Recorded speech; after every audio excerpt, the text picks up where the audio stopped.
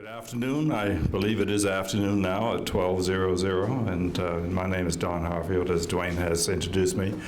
And so I want to make sure that the sound levels are fine here. I understand that this is being recorded, and I look forward to the opportunity to share with you a few ideas on biochar.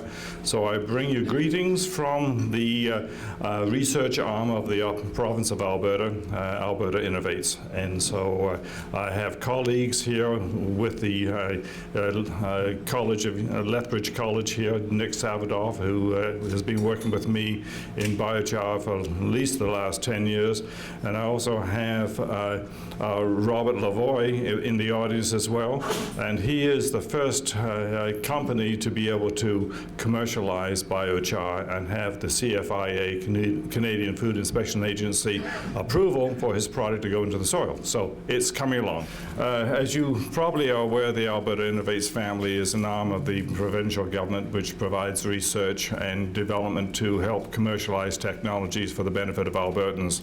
And we focus on all the sectors of the province.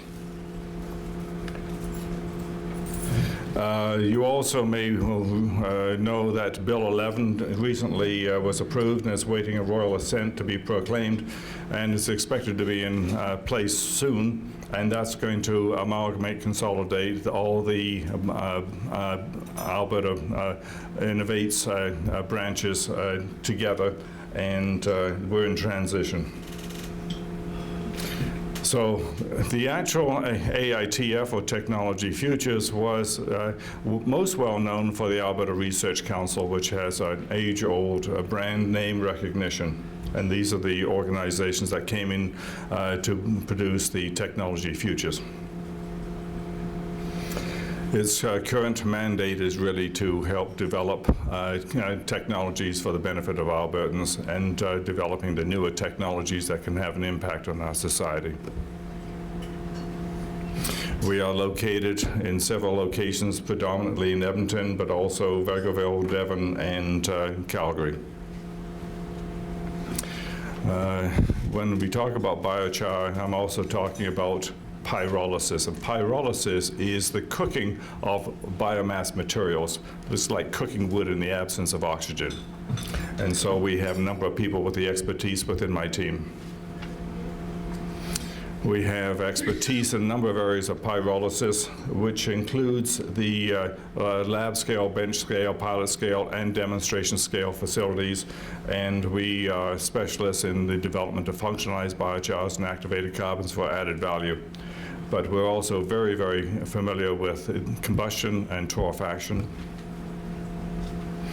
We also have expertise in gasification, hydrothermal carbonization, development of slow-release fertilizers, which around Lethbridge I think would be highly beneficial as we try to move from a synthetic fertilizer base to more organic fertilizer as a vision. And so we've done a lot of work in these areas, and this slide addresses some of our expertise. So what is biochar? As I mentioned, biochar is really cooked wood. What happens is you put it in a pot and you heat it up, and you remove the volatiles, and you convert it to a predominantly char or carbon-based material. It's black. It looks like charcoal, but the thing that differentiates biochar from charcoal is the fact that it comes from clean biomass, and that it can be safely put into soil to grow your fruits and vegetables and the like. And it's usually a soil amendment. And so how do you make biochar? You cook it, and it's cooked at a temperature of a range of 450 to 550 degrees Celsius. So in the absence of oxygen, you take the volatile gases off, and then you utilize those volatile gases as a fuel to be able to drive the sustainable process. I point out that there's an international biochar initiative based in the States, but worldwide, and I'm one of the advisors. Biochar properties you can read as well as I can, and basically it has very good soil amendment properties to help the microbes to be able to grow better fruits and vegetables, and it particularly in marginal soils, it's highly beneficial. And those benefits are in terms of crop and soils, and it helps improve your crop productivity and reduces your need for fertilizers. One of the things that it can do also, it can sequester carbon. And so in the sequestration of carbon from the atmosphere through the natural process, biological process of photosynthesis, which converts the carbon dioxide from the air into plant matter, and it grows. And if you sequester that through the pyrolysis of the wood, you will then produce biochar, put it in the soil, and a ton of biomass can be converted into 50% of that can be into sequestered carbon in the soil. And if you do the molecular conversion of carbon into carbon dioxide, that's worth 3.67 tons of CO2 emissions sequestered for each ton of biochar. And carbon stability, if you cook it right, it can last a long, long time.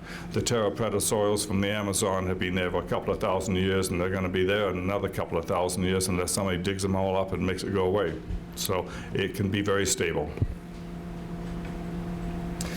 Which brings me to the Alberta Biochar Initiative. And if you look to the right of the screen, you will also see that we've got a couple of banners up there which talks about what is biochar and also what the objectives of the Alberta Biochar Initiative. This was started in December of 2012. And to the June of last year, 2015, and during that time period, we achieved all the objectives, which was to help the commercialization of biochar as an emerging industry. And Terra is testament as to the effectiveness of what that initiative that was started from Alberta Innovates, as well as with Lakeland College in with support from Western Economic Diversification Canada, and in conjunction with about 60 industry partners for the Alberta Biochar Initiative. And these are the themes that we had to address, and they were all successfully addressed, including the provision of 2 demonstration scale units that can produce half a ton of biochar in a 24-hour period. And CFIA approval took a couple of years, and the reason for the time that it takes is the fact that we have to make sure that we have products that are safe to use. And so safety and health are vital in terms of the food chain. And so through that process, we spent a lot of time working with Terra, and there are others that are seeking to follow up and seek CFIA approval. So if you are considering biochar, please consider the health and safety of the food chain, and please consider the necessity for CFIA approval. And I'd be pleased to help anybody who's wanting to go down that path. And these are the specifications. I don't expect anybody to read this, but they are there, and they will be available on the website as this presentation is posted. Brings us to Bill 20. This is a busy year for our Alberta government. Bill 11 wanting to change Alberta Innovates, Bill 20 wanting to introduce a carbon tax. Now, I think that the sequestration of carbon could have a great role in terms of how we utilize the biomass in our province, and how, if we could develop a way to avert forest fires, if we could minimize them, if we could cut them down by half and protect our communities, we wouldn't have incidents like Slave Lake and Fort McMurray. And there is a path forward that I believe would be very strategic for us to prevent the impacts of forest fires in the spring of the year by the use of converting the wood waste and the areas of wood that could be potential fire areas, by converting that to biochar and putting that into soil, into agricultural regions.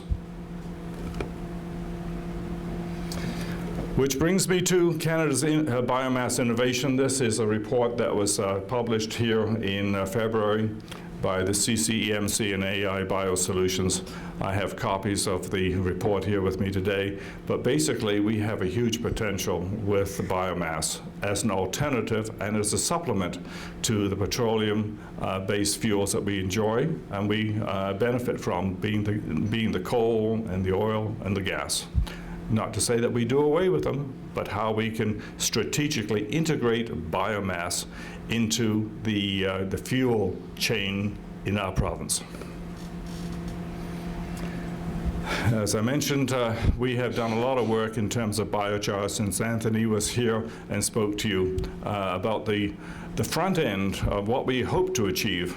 And now I can come to you and tell you what we have achieved. And so you can read for yourself on there, but we have certainly advanced the technology to the point where it is now at the cusp, the tipping point of it being a credible technology for commercialization, where people can make money, do good, and feel good about doing the right thing.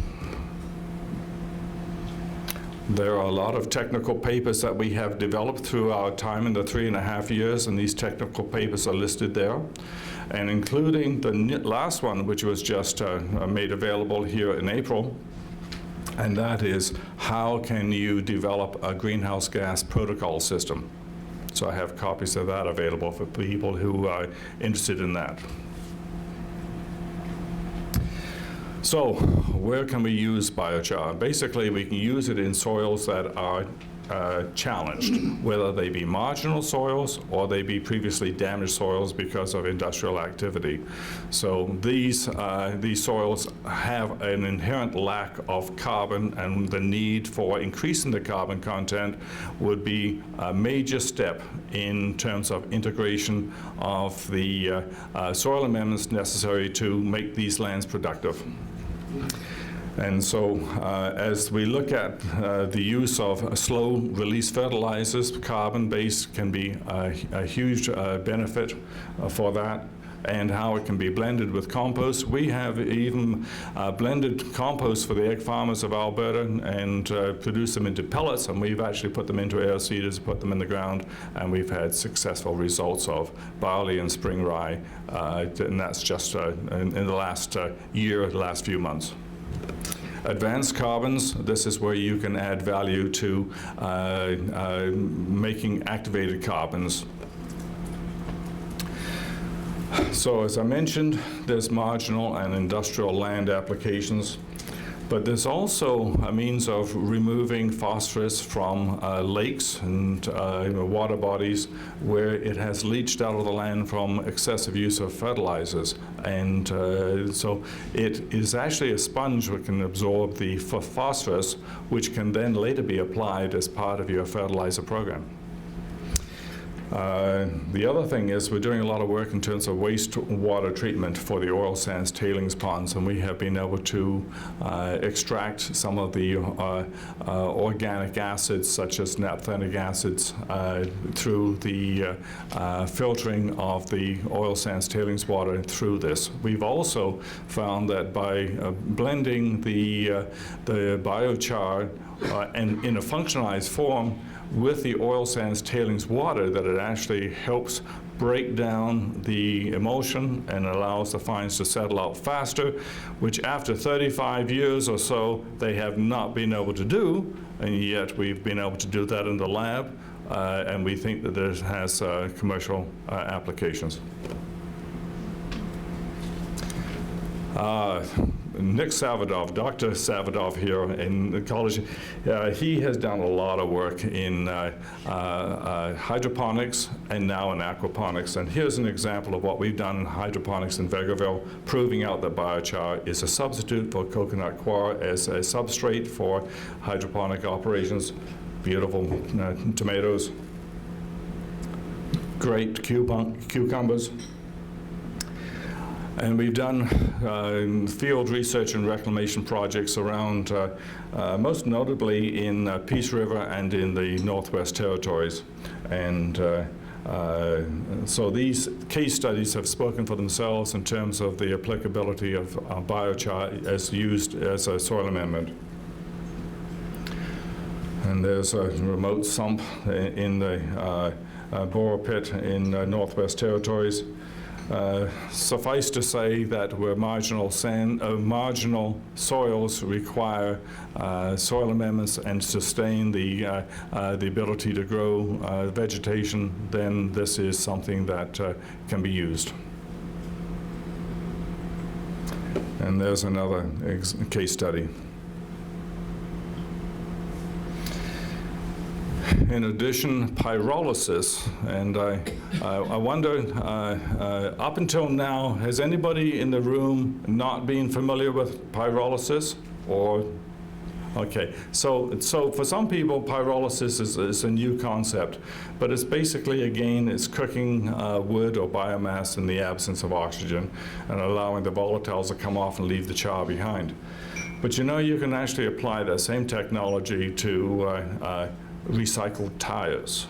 There is a company in Vegreville that moved there as a result of my team's expertise, and they are setting up a facility to be able to convert the crumb rubber into carbon black and the pyrolysis oil into a fuel oil, and using the synthetic gas as the heating medium to sustain the process. So basically, through pyrolysis at 500 degrees Celsius, you're going to get a solid, you're going to get a liquid, and you're going to get a gas. The solid is the char, the liquid is the bio-oil or the pyrolysis oil, and the third is the syngas, synthetic gas, not to be confused with biogas, which comes from anaerobic digestion, or not to be confused with natural gas, which comes from petroleum products.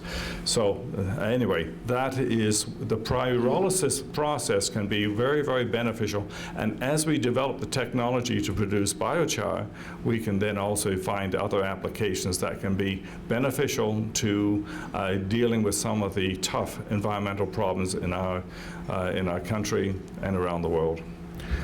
So there's other things listed on this page in terms of the reduction of landfill volumes. You can take your construction and demolition waste and you can separate it, and then you can turn that into a char, either for carbon sequestration, or better still, use it as a mixture with compost for a municipality and turn that into a very robust soil amendment. So that's what char looks like. It looks kind of like the residue of my campfire when I have to douse it when I have to move on. And here's a couple of slides here from the International Biochar Initiative, and it shows where some of the feedstocks from for the production of biochar come from. And they're notably mostly wood, which is why I refer to the term cooking wood. But you can use corn, bamboo, food waste, animal manure, and the like. And the applications are as shown here, and these are the applications from the International Biochar Initiative, and so they give you the relative proportion. Pricing. People always want to know how much can you sell the biochar for, and it depends on the part of the world that you're either producing it from or where your markets are. But these are in US dollars per kilogram, and they range from as high as $3.44 dollars per kilogram down to much lower numbers, such as in African countries such as Ghana, and a lot of it is to do with the labor rate and its quality. So there are a number of products that are on the market. China in particular have these products, predominantly being produced in Southeast Asia, but Canada's coming into it. And so there's another one from China. And our Canadian one, Terra. And so the brand name is Soil Matrix.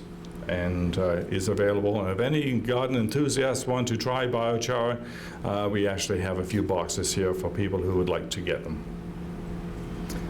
Activated carbon market. This is where you by a steam activation at a high temperature, you can convert the biochar into a specialty carbon, which is used for the removal of toxic compounds both in oil, in water or in the air. And these activated carbons, we've got about a $2 billion market in 2012, and it's expected to double here very shortly to 18 to 19. So mercury removal is a big issue here for coal-fired power plants, and biochar converted into activated carbons can be part of the solution. And so just information on the slides. For those who wish to look at them later, I'm not going to go into the detail, but I wanted to give you the content. And there's a listing of all the Alberta coal-fired power plants. And Darco is one of the recognized activated carbon suppliers. We functionalized biochars within our own research and found that they rival the quality of commercially available activated carbons.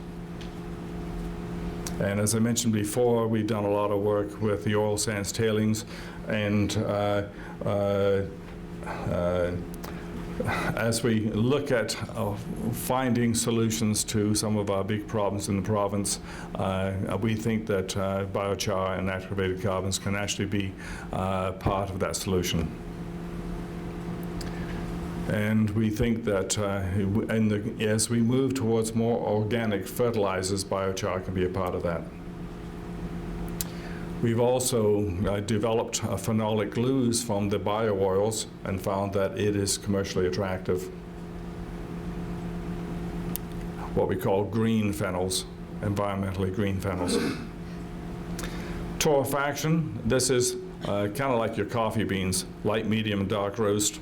And so depending on how much you cook it, at about 250 degrees Celsius, you will increase the heating value of the wood, typically in pellet form.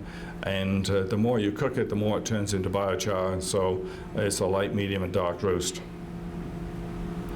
And for those enthusiasts who want numbers, there's another slide with numbers. But these can be basically torrefied wood is a bio coal.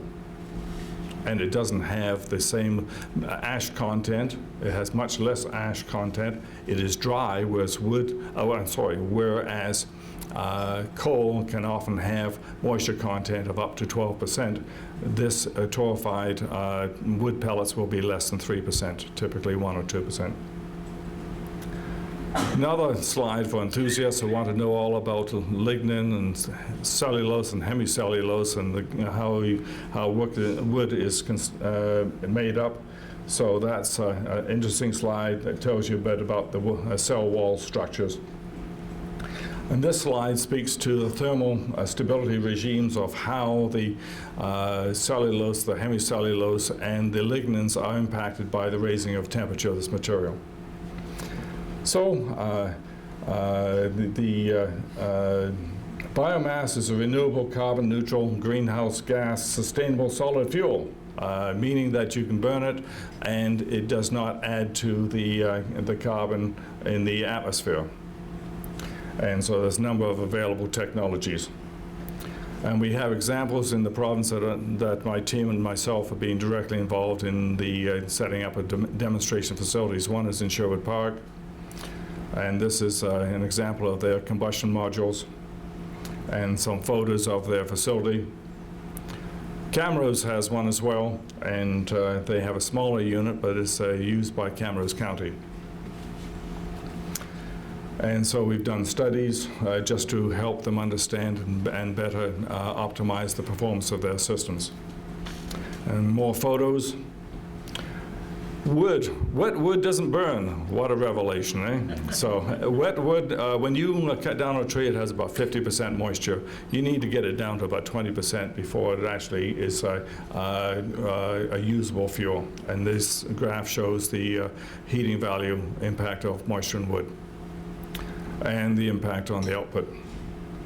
So we have a number of facilities that help us do our job on a bench scale, on a pilot scale, and recent addition is a batch carbonizer for steam activation. And we have these 2 demonstration units. The picture in the middle there of a person holding biochar in his hands, those are my hands, and so I guess I had a hand in it. We have biochar-related events in order to communicate the results of our technology and help network for people who are interested to develop the biochar industry. We recently had a display at the Calgary Garden Show, which was hosted by Terra, and also on April the 27th, we had a workshop where we had about 70 people there from across Alberta, including people from the US and Ontario. We have a biochar initiative in Oregon coming up, and where we're going to help collaborate with our neighbors to the south. So in conclusion, we know that biochar is a recognized soil amendment worldwide. It is available in Canada. The International Biochar Initiative and the Alberta Biochar Initiative are good networking groups to help people commercialize this technology and make money from it and doing good. There are technical documents available. Doesn't cost you anything to be a member of the ABI, but it gives you access to a lot of information. And there's a lot of enhanced products that we can make from biochar. And it can be produced in conjunction with the combustion and torrefaction processes. So this is something to keep in mind as well. And what we're really looking for is clean biomass, not material that has been chemically treated. And with that, I leave you with some thoughts about how relevant we think that biochar has the potential to be in our province and how it can do good to make the world a little bit better place to live in. So thank you very much.